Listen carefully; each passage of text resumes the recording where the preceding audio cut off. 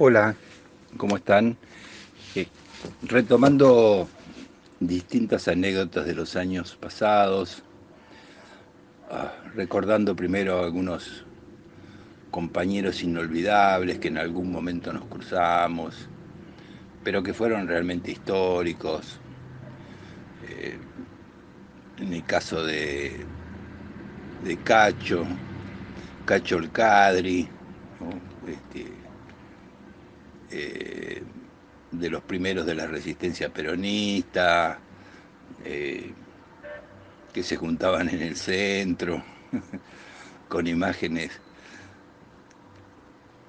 prohibidas de Perón ahí para armar, buscar roña y pelearse con los milicos. Y bueno, después terminó en el 68, en el 68 en la experiencia de Taco Ralo.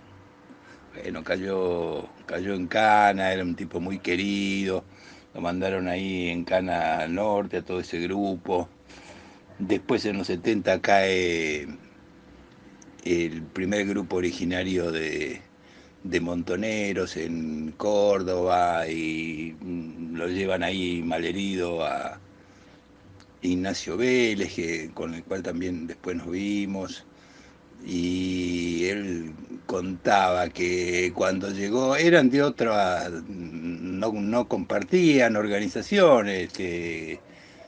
Cacho estaba en la FAP y no tenía nada que ver con Montonero, pero era el compañero más herido. Entonces Cacho, que tenía un prestigio, dijo: acá hay que cuidar al compañero herido. Y bueno, le hizo todo el aguante hasta que pudo darse Nacho.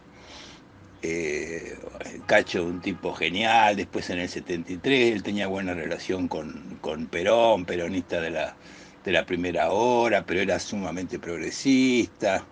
Intentó mediar entre los desacuerdos que había entre Perón en ese momento y la juventud, más ligada también a Montoneros, a FAR y a otras organizaciones. Hizo lo posible, pero bueno, un tipo tan valioso iba a ser atacado obviamente desde la derecha en forma tremenda. Así que bueno, lo empezaron a acosar. La AAA, bueno, lo quería liquidar. Bueno, no tuvo otra forma que exilarse, ¿no? Se fue para Francia, ahí donde estuvo trabajando de sereno en teatros franceses, pero siempre desde Europa tratando de condenar a la dictadura y armar grupos de resistencia afuera. Bueno, luego cuando vino la democracia, él volvió, escribió algún libro contando un poco su historia, su forma de ver y sus críticas también hacia a los movimientos juveniles de la época. Él era muy franco, muy directo. Y bueno, se había empezado a trabajar algo con Pino, empezó a hacer algo de cine, llegó a hacer una película del Che. Él tenía una afección coronaria, no debería andar por lugares altos, bueno. Pero antes de eso eran los años 80. Un grupo de compañeros nuestros que todo buscaba para enseñar en la militancia de los barrios que teníamos allá en San Martín. Y bueno, mediante algunos contactos había un depósito donde había películas históricas y que tenían que ver con la militancia, que estaban en un sótano ahí a unas cuadras del Congreso, qué sé yo. Bueno, resulta que van un par de compañeros a buscar ahí alguna película así prestada para llevar al barrio y poder pasarla ahí a la gente del barrio. Y cuando entran ahí estaba el que los atiende, el único que atendía el sótano ese, que era una cosa totalmente oscura, insalubre, era el Cacho. El Cacho estaba trabajando ahí atendiendo ahí a los que venían a buscar alguna película histórica y qué sé yo. Bueno, ahí él después se fue para el norte y ahí le agarró un infarto, se murió re joven, le agarró un infarto, se murió re joven, también el Cacho dejó, bueno, muchísimas enseñanzas, apareció en films que se hicieron en la época, luego se hizo una película sobre él, hoy es una agrupación que lleva su nombre, bueno, nada, un bronce, el Cacho, este, un ejemplo de militante también, ¿no?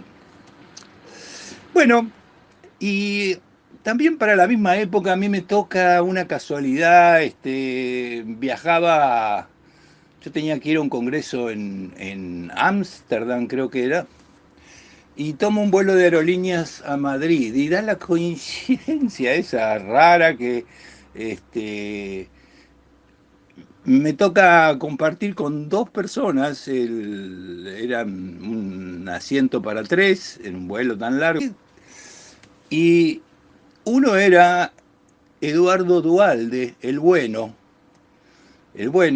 ahora explico algo más de él, y otro era, no me puedo acordar el nombre, pero todos lo conocían por el Gordo, y el Gordo era un militante que tenía que ver con la cultura, que estaba encargado de la conexión entre los grupos militantes y la cultura, y justamente estaba yendo él a Madrid porque había un festival de cine en España, en la localidad de Huelva, y él estaba yendo para allá. Y los tres nos encontramos ahí, son los viajes a Europa, son pesados, uno lo que quiere hacer es tratar de dormir y que pase el tiempo. Y bueno, nos encontramos los tres, empezamos a hablar, cada uno dijo lo que por qué estaba, lo que hacía y qué sé yo, y no podíamos parar de hablar. Y resulta que Eduardo Dualde, abogado, digamos, compañero de Ortega Peña, con un desempeño destacadísimo en todos los comienzos de la militancia, defensor de presos políticos, a Ortega Peña lo masacró la AAA, él, bueno, después de todo su trabajo que había hecho y muy jugado, bueno, tuvo que exiliarse. Y después del 83 había vuelto. Y como está bien, había cierta democracia en Argentina, pero todavía estaban operativos los grupos para militares y bueno, a este Dualde se la tenían jurada. Entonces, lamentablemente, lo que estaba haciendo Dualde en ese viaje se estaba reexilando otra vez porque habían amenazado a toda su familia y a él de meterle una bomba, amenazado a toda su familia y a él de meterle una bomba, de liquidarlo.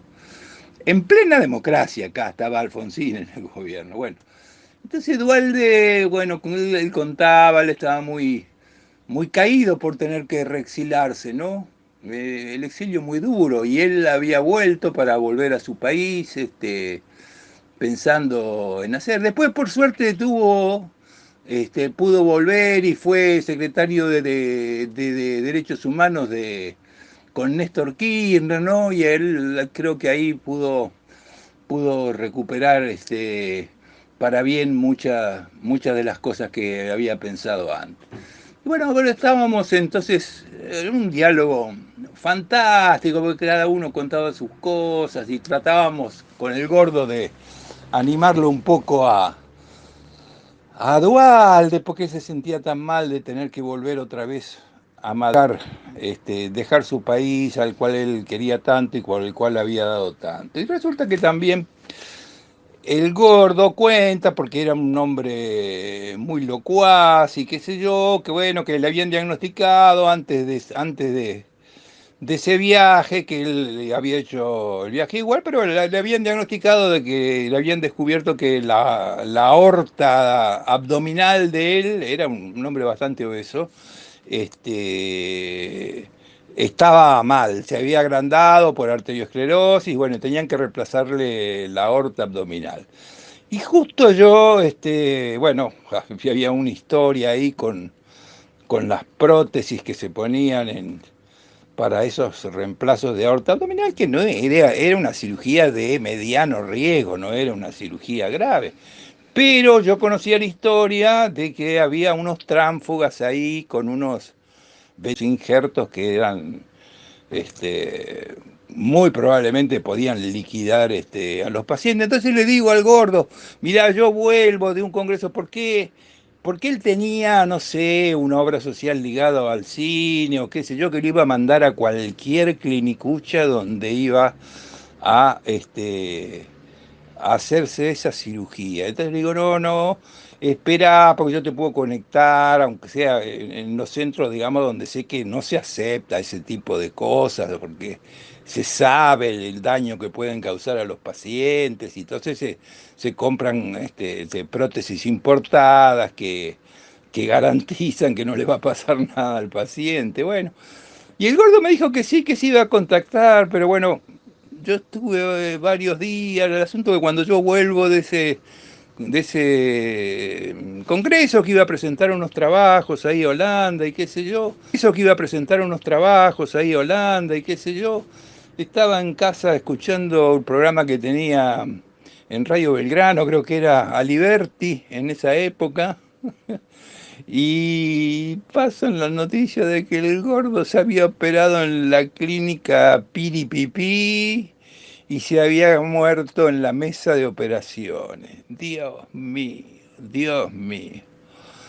Qué barbaridad, ¿no? Qué barbaridad. Lo mismo le había pasado, que no teníamos nada que ver, a Rodolfo Galimberti, ¿no? Que también le pasó lo mismo, cayó en uno de esos lugares y lo liquidaron en la mesa de operaciones. Eran unos injertos que vendía un delincuente argentino, hijo de otro delincuente mayor, con el cual, esto era en los 80, en los 70, también por el tema de que no había divisas para traer muchas importaciones, se había hecho una sustitución que fabricaba bueno, tipos de oxigenadores de la época, bastante primitivos, para hacer la cirugía cardiovascular. Pero empresarios inescrupulosos, totalmente. Y resulta que se le había ocurrido por algún usuario que no lograba sacarle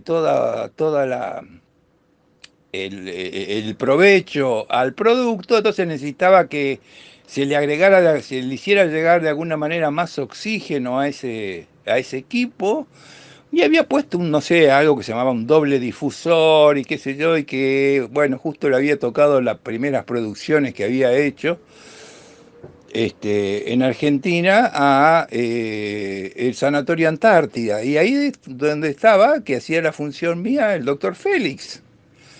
Y bueno, hacen creo que los dos primeros casos y bueno, producen complicaciones neurológicas en el paciente. Félix era muy inteligente, inmediatamente se da cuenta del cambio que se había producido en ese producto, entonces ve que el tamaño de las burbujas eran grandes y eso entonces no podían ser eliminadas y esos pasaban a la circulación y hacían embolia aérea en los pacientes. Bueno, por suerte a mí yo tenía todavía partidas viejas y qué sé yo, lo voy a ver al tipo a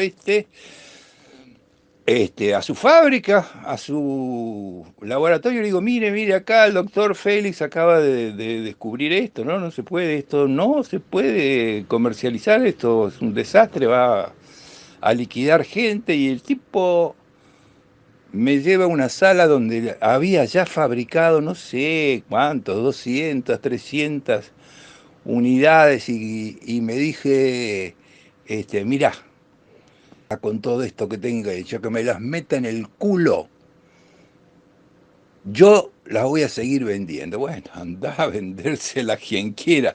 Al hospital italiano no vendés una cosa más. Y me fui a la mierda. Bueno, y obviamente ni yo ni Félix le seguimos comprando eso.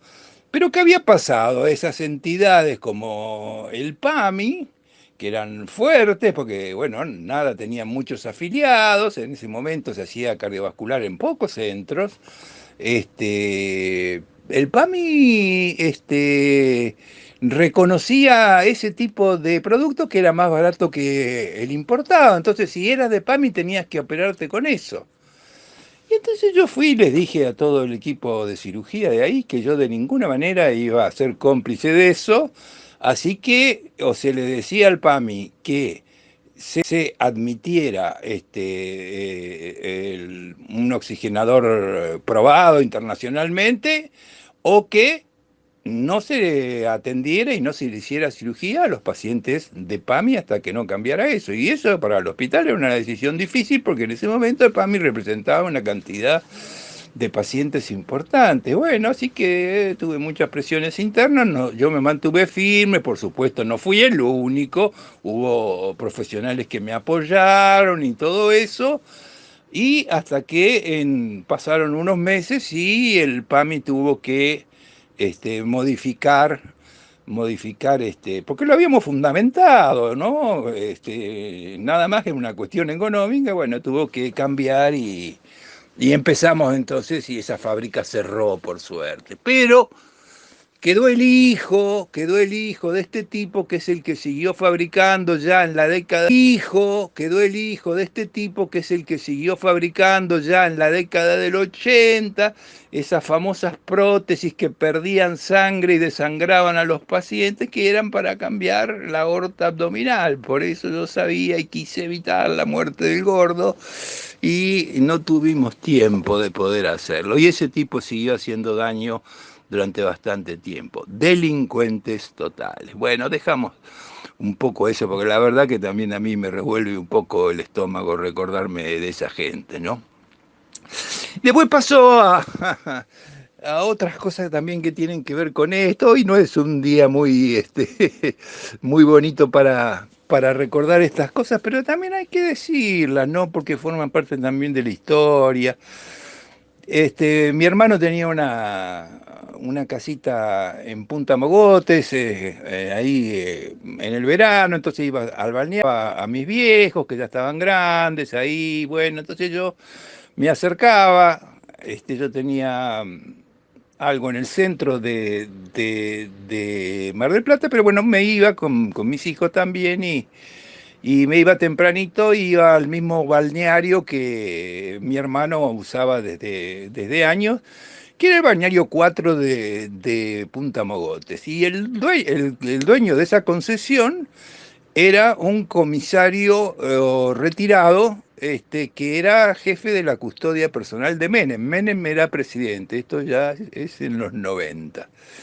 Bueno, y este tipo, bueno, típico comisario, qué sé yo, el hijo era futbolista de la primera, el número 9 de la primera de Vélez Sarsfield, por lo tanto estaban los jugadores de Vélez Sarsfield ahí en las carpas, estaba el Tigre Gareca, que era el técnico, nada, hablábamos de fútbol, qué sé yo, pero él también me contaba, pero ¿de qué pasaba? Yo iba temprano porque a mí no me gustaba mucho cuando estaba toda la gente en la playa, a mí me gustaba ir a ver el mar.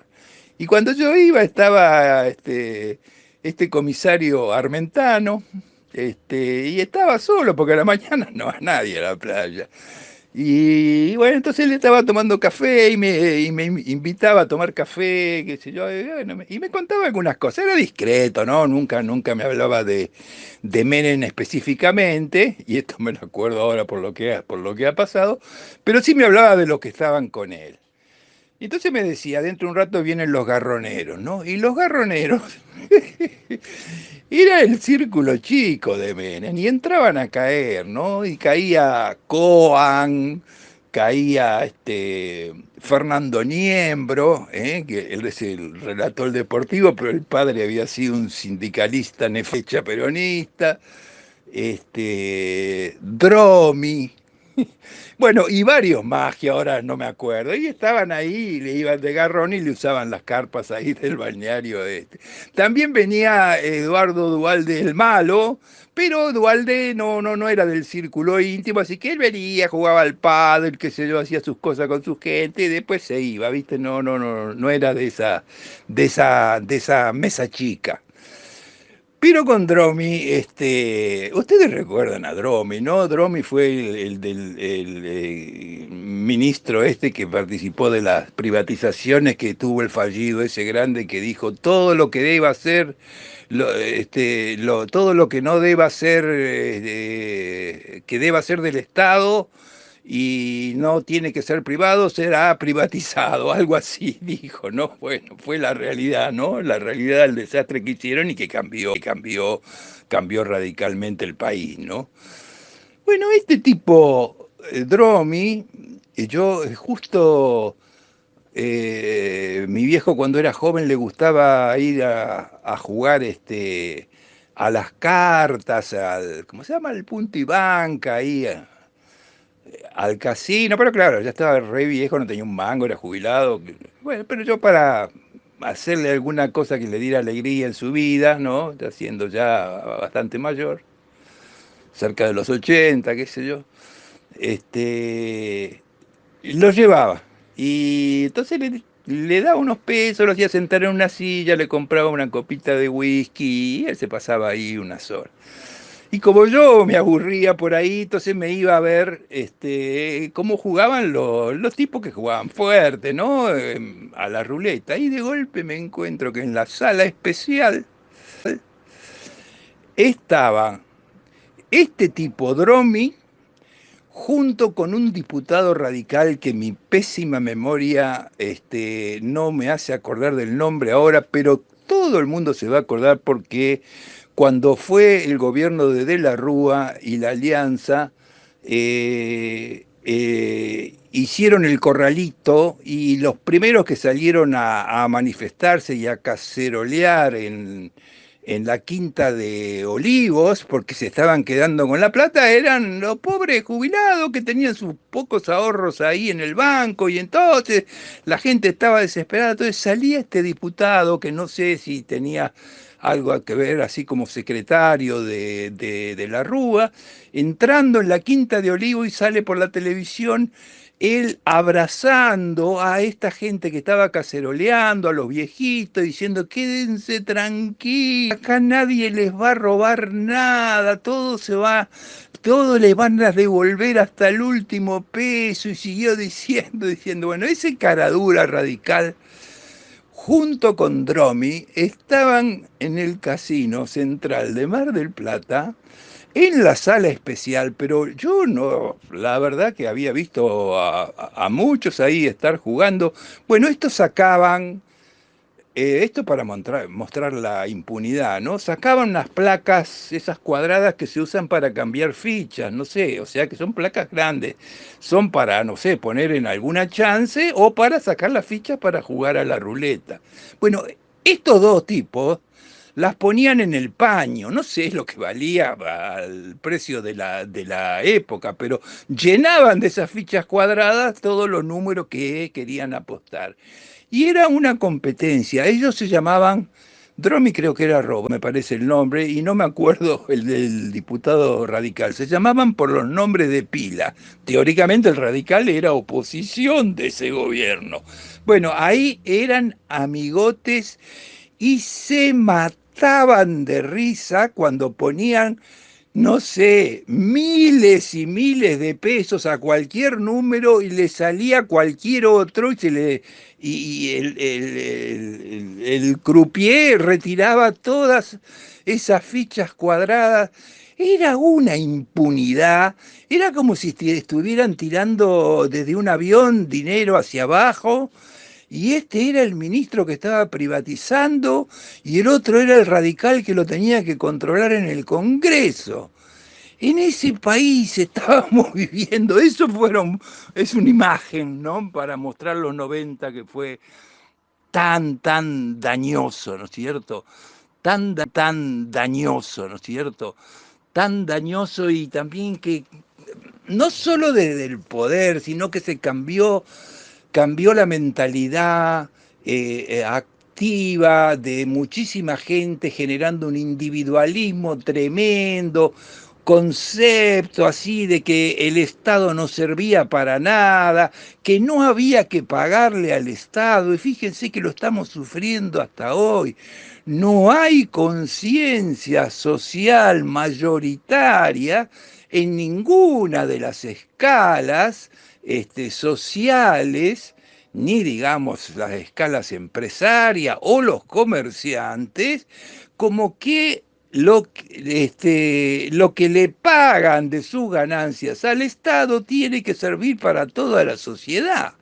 Yo me acuerdo que cuando había ido bueno, alguno de los tantos, estaba con el turco José y la compañera de él, no sé, tenía un dolor, no me acuerdo de qué, si de muelas o de qué, y entró en una farmacia italiana a comprar nada más que un remedio para las muelas, algo así, algún analgésico. Y bueno, nada, o sea, algo de muy poco dinero. Y bueno, lo pagó en efectivo, y salió rápido, nosotros lo estábamos esperando en la puerta. Y sale este, la compañera del gordo José, con su medicamento, y de golpe sentimos una gritería, un griterío desde adentro de la farmacia, que sale una mujer a los gritos, gritando, la rechebuta fiscale, la rechebuta fiscale. No se había llevado la boleta, se había llevado la boleta que decía que había pagado, no sé, las pocas liras que valía lo que se había llevado. Y miren cómo era el sistema en Italia, que era un problema serio para el comerciante, que el cliente no se llevara la boleta. A ver, vayan a comprar algo a cualquier comercio y fíjense si el que se lo está vendiendo, a menos que ustedes se lo reclamen con mucha vehemencia, no le va a dar un ticket para nada. Y ese es el concepto, ¿no? No pagarle al Estado. Así el Estado no puede hacer lo que tiene que hacer, que es ocuparse de lo que tiene que ocuparse y generar un sistema igualitario, o por lo menos disminuir la desigualdad y poder ayudar a los que lo necesitan. Eso es un concepto importantísimo. Y fíjate, cayó abajo esto, que hace unos años, y no me acuerdo, creo que era una elección interna que había, intermedia, quiero decir, en Estados Unidos, estaba, los demócratas, estaba Obama, y no me acuerdo quién era que estaba por los republicanos, y Obama, que era un tipo, bueno, no voy a hablar de las cosas de la política internacional de Obama porque sabemos que ha sido tremenda. Lógicamente eso no lo maneja el presidente, allá lo maneja el poder militar.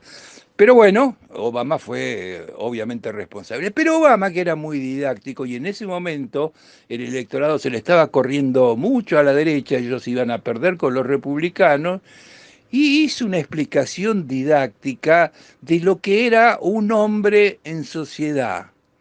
Y entonces puso un ejemplo de un hombre que puso un comercio que fue progresando y empezó a hablar de por qué había progresado ese hombre, en qué ámbito lo había hecho, qué condiciones tenía que haber en ese lugar, cómo podía hacer para crecer, para quiénes eran sus clientes, a qué sociedad pertenecían, cómo la importancia de la vida en sociedad hacía que esa persona se pudiera desarrollar con el criterio de que esa persona estaba ligado y debía sostener a esa misma sociedad para poder progresar también en su forma personal, que no existe el progreso personal aislado, existe en un ámbito y vos se lo podés quitar al resto de la sociedad y querer cortarte solo. O sea, Obama estaba diciendo un discurso que hoy muchos progresistas de Latinoamérica ni siquiera somos capaces de elaborar para cambiar ese sentido común. Fíjense que estas medidas que está impulsando más ahora para que los trabajadores no, hasta 150.000 pesos no paguen ganancias, como dice Amado Gudú, y tiene razón, bárbaro si eso da neutro fiscalmente. Pero si vos no reemplazás lo que deja de recaudar el Estado, está dañando a la gente más humilde de la sociedad. Porque impuestos, señores, tenemos que pagar todo para construir una sociedad mejor. siempre que el Estado no sea bobo. Y de eso hay que ocuparse, y para eso el peronismo tiene que ocuparse, que el Estado no sea bobo. Pero generar la conciencia, si vos les una cuestión política, si, sí, los trabajadores entonces no pagan ganancias hasta tanta plata. Está bien, los impuestos tienen que ser progresivos, el que más tiene es el que más tiene que pagar, pero si vos quitás un montón de ingresos y no pones nada a cambio, estás destruyendo todavía socialmente mucho más a la sociedad. Espero que lo vean los que tienen que tomar decisiones y puedan compensar, como dice Amado Vudú, esto, porque si no es una barbaridad. Bueno, la seguimos la próxima.